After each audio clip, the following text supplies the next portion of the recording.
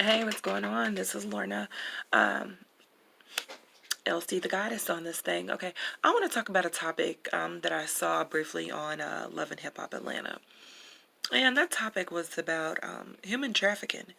And the one thing that I found to be very disturbing, like really disturbing, um, was that during one of the segments on there, it was about human trafficking. And two people on there were saying how one was sought at church um, and was trafficked. Like was I didn't say that word right. That's okay. Um, was put to work, and there was someone else there that went to churches to traffic humans. Something to think about. Church is the place that's supposed to save souls, right? Supposed to deliver the Lord's message. Um, a lot of churches do not have preachers that have been called. They've actually called themselves, and something you gotta watch it for. Because if you don't have a sense of discernment, I'm telling you, you will be sucked in. And sometimes, people are naive. I've had naive moments in my life. Henceforth, you know, um, things that have happened in my life. And I just found that to be like very disturbing. Because there are a lot of preachers out there that they're pretty fucked up. I'm just going to put it to you bluntly. They're fucked up. Um, there's a pastor in the town where I'm from who's a mega pastor. I won't say that pastor's name. But to my understanding, they've dated women outside of their marriage. They watch inappropriate adult type stuff while at the job. I definitely won't say anybody's name because that would be taking this one a little too far. I'm not afraid at all. Trust me, I'm not. But for the protection of the innocent and protection of the people that gave me this information, I just won't say their name. Because the person or the people that may have given this information, they may one day watch this video and they may be like, oh my god, girl, I can't believe you said that. Well, I have the gift of gab. Like, I don't gab and I don't really tell everything. But remember that lady from In Living Color? She used to say, I ain't the one to gossip, and you ain't heard that's for me. Okay, anyway. So,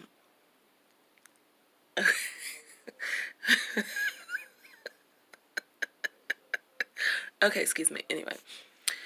So, it's just crazy and it's interesting that you have people that open their church doors several times a week, even on the weekends, and their souls are just as corrupt as the people that they're preaching to, or should we say, speaking at, given their fallacies, trying to get your soul right with the Lord, and they can't even get themselves right. That is like, it's crazy. Yeah, it's crazy. It's just so crazy. And, I grew up going to church, but just needless to say, I knew that I had a friend in Jesus. But the church that I grew up in, I don't think our pastors were really wayward. Um, well, I guess that would just kind of not be the right thing to say because my first pastor that I recall when I was a child, he had a wife and some kids, and to my understanding, he went to the side, if you know what I mean, and I can't really recall or even think about what he was even talking about in church because I wasn't paying attention. It was pretty boring. And then after he left, we had an amazing pastor. Like, he was great. Like, we had so many members at our church. It was, like, ridiculous, okay? Those people were coming for the wrong reasons. And it was a lot of women that were coming. Needless to say, they were not coming for the right reasons. And I understand why they came to church, but it wasn't for the right reasons. Now, he had powerful messages. Yes, he did. He did. And then after that, we had another pastor, and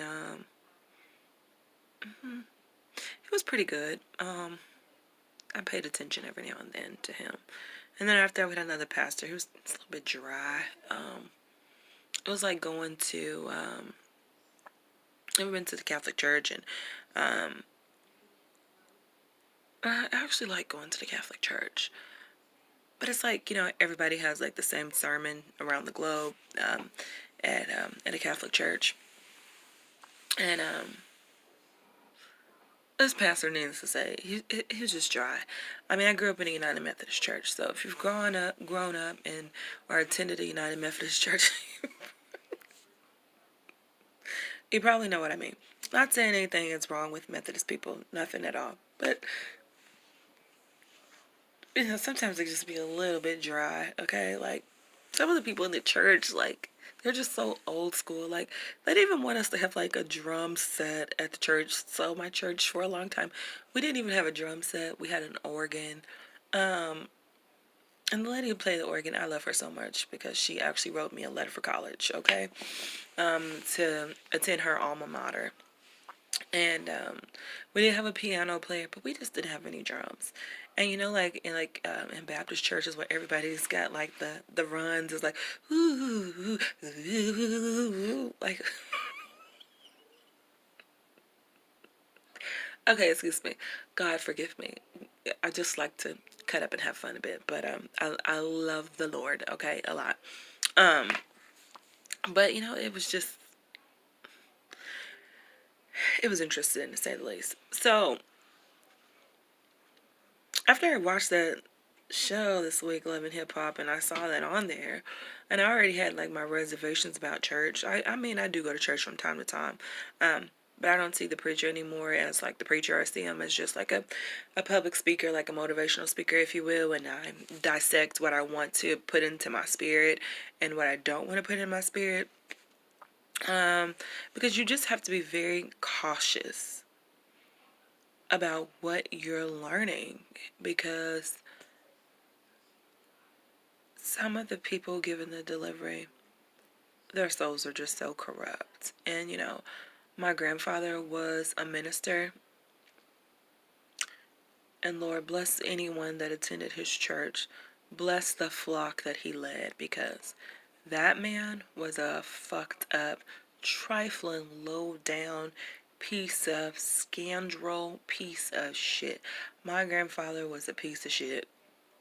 And I'm going to tell you how I want you to know that my grandfather was a piece of shit. My grandfather was such a piece of shit that when he died, you go to people's funerals, like they typically like have like a lot of plants at the funeral. My grandfather only had just one plant, right? And the beginning when I opened up, it said, I was like, sometimes people just call themselves. Well, I remember this pastor, he said, my grandfather never paid him any attention, and he was like, I used to say, did Billy call himself?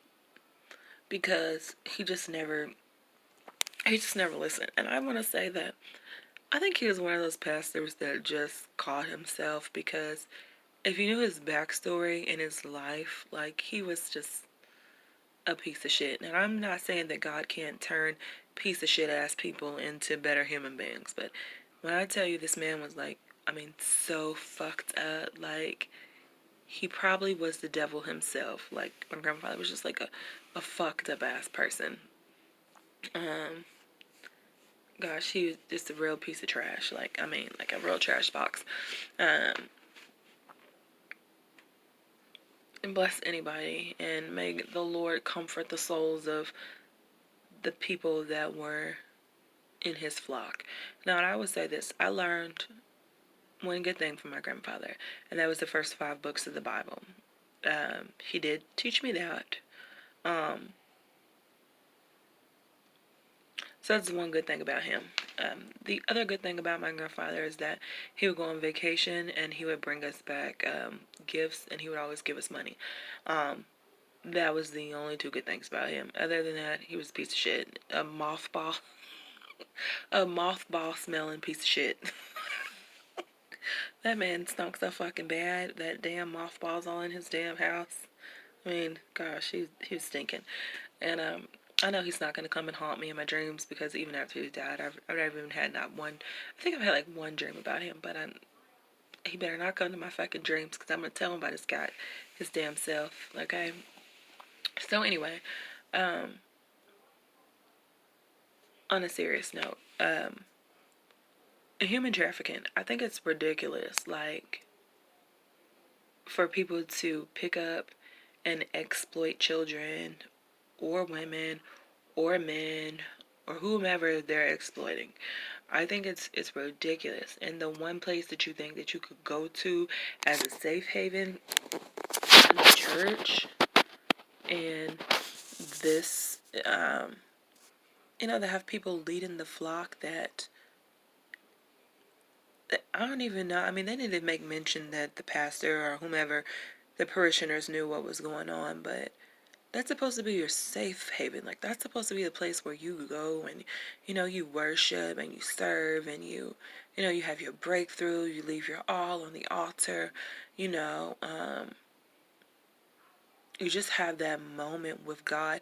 And sometimes going to church, I would say it's a different moment that you have sometimes as opposed to like being at home, because when you're at a church of worship and you have that pastor that has been given the ordained doctrine and can actually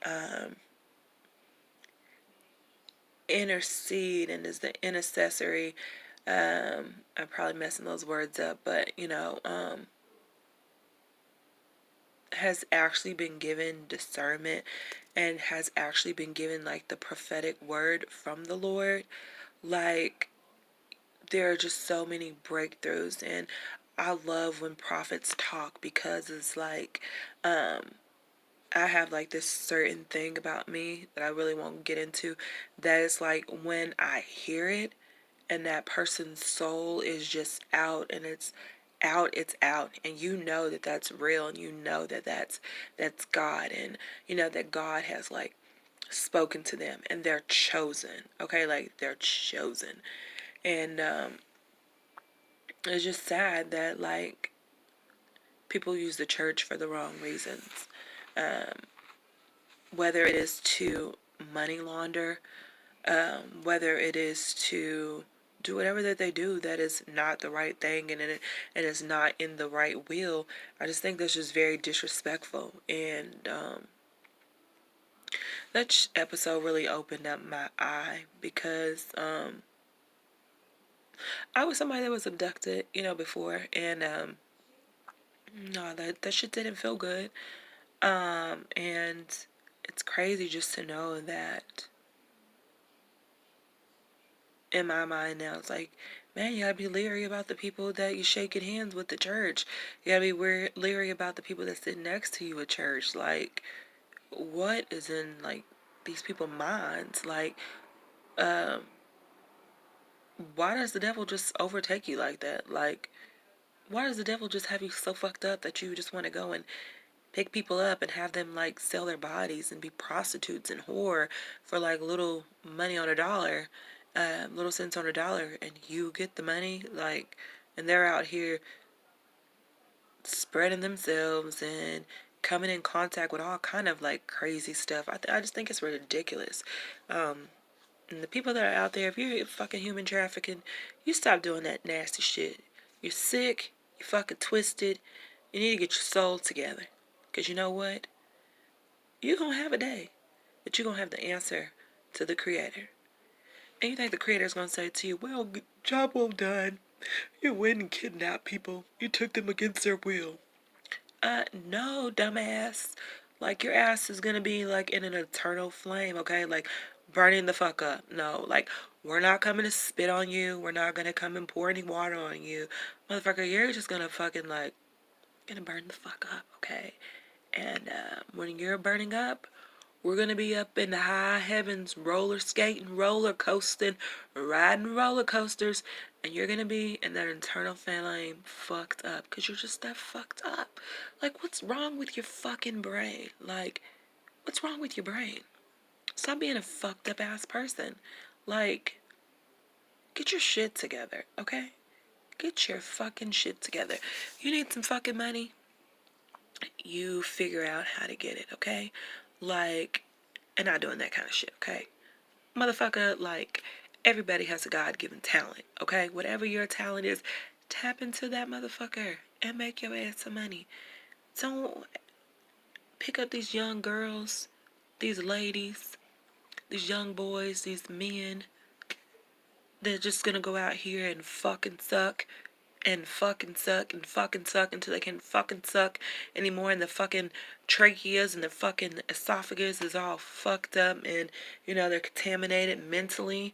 um you know Walking around with diseases, mental illnesses, because mental illness is real. Like, it is so fucking real. You gotta be careful of the shit that you do to people. Like, you may think that that's power. No, that's not power. That's you as a coward. You're a weak ass piece of shit. That's what you are. You're a weak piece of shit. So stop doing that type of shit. Quit being a nasty motherfucker. Like, get a real goddamn job. Do something with yourself. Tap into your talent, whatever that may be. But don't be out here kidnapping people.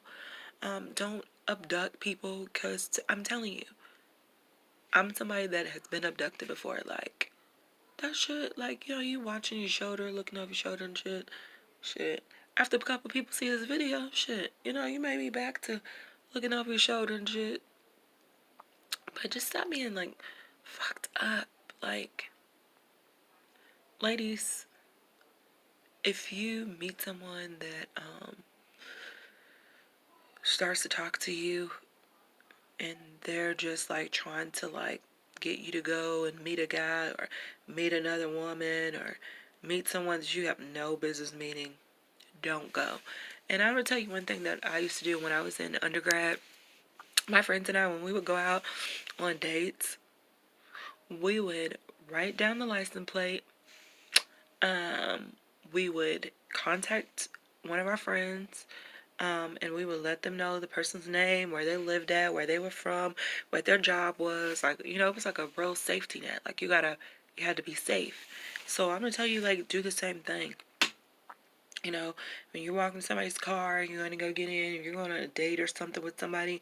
Nowadays, when I was younger, like 18, 19 years old, like, the guy would come pick you up because I didn't have a car or whatever. And, did I have a cell phone? I didn't even have a cell phone then. Now you can't let people come to your house. Like, you meet them somewhere in the public. Meet them at Walmart. Meet them someplace that is safe. I mean, the library, the grocery store, someplace that's safe. And if they seem weird, and this is from experience, if they seem weird, follow your gut, because once upon a time in life, I didn't follow my gut. And it was just not cool what happened. And I won't even get into that, because I actually had a very transparent moment the other day, and I actually got on my little YouTube channel, and I posted about that. And so just be safe, as safe as you possibly can be, and trust nobody but yourself. Like, when I say trust nobody, Like, sometimes you can't even trust your own loved ones. Pretty fucked up, but it's the truth. So trust nobody. People that are going into churches looking for escorts and whores and, trying to mistreat and harm people, please stop doing that. Like, honestly, like, please stop doing that. Like, if you need a job or something, I cannot employ you. But what I can do is I can talk to you, and I can give you tips, and I can give you guidance Hell, I'll even make your fucking resume for you, okay? Like, you let me know what you've done in your life, I will make a resume for you, okay? I am the resume queen, okay? I've made many resumes for many people that, whether they were too lazy to make it or maybe I just offered to make it. You know, get your shit together. Stop being a nasty motherfucker and get your shit together. That's really all I'm gonna say on here. But, just stop being a fucked up person. Because if you're gonna be a fucked up person, guess what? You're going to fucking hell. You're going to fucking hell. You're going to fucking jail. And you're just gonna be burning up in an eternal flame. And once again, we're not gonna come and spit on you. We're not gonna bring you any water. You're just gonna burn the fuck up. That's just what's gonna happen to you. The eternal flame cannot be. You can't use a fire extinguisher to extinguish an eternal flame, because you're going to fucking hell forever. And if you don't want to go to hell, if you do not want to go to hell, you better get your soul right, or you're gonna be burning in fucking hell. You gonna be burning in hell. So get your shit together. And that's all I'm gonna say.